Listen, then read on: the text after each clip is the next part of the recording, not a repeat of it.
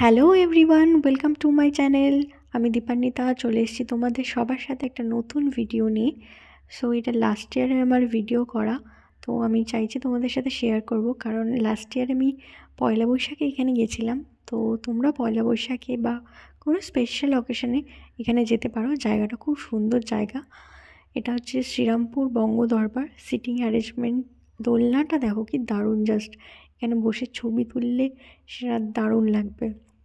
আমিও তুলেছিলাম। আর তোমরা যারা যারা ছবি তুলতে ভীষণ পছন্দ করো, তো ডেফিনেটলি এখানে যেতেই পারো।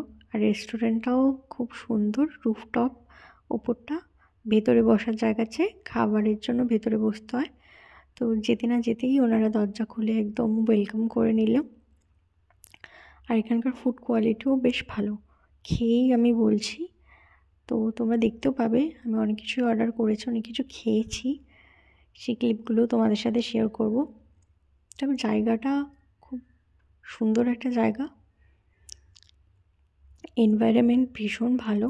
আর স্পেশালি পয়লা বৈশাখের জন্য আরও সুন্দর ডেকোরেট করা ছিল, একদম বাঙালিয়ানায় ভরা। আর এখানকার লোকজনের বিহেভিয়ারও খুব ভালো ছিল। বঙ্গ দরবারের এটা সিগনেচার।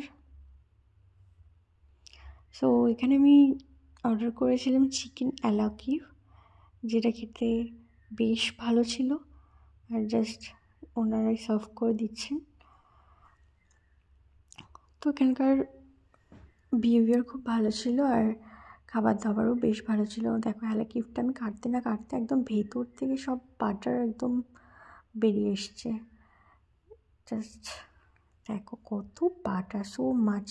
এখানকার ম্যাশ পটেটো, এলাকিভের মধ্যে যে ম্যাশ পটেটো ছিল না, ওটা আমার বেশি ভালো লেগেছে খেতে। আর তার সাথে একটা কাবাবও অর্ডার করেছিলাম।